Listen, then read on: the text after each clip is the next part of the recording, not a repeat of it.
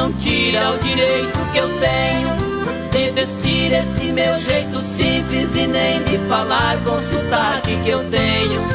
Eu sou filho de um homem da roça que com as mãos grossas pelo seu empenho fez de mim um caboclo educado, orgulhoso e honrado por vir de onde eu venho.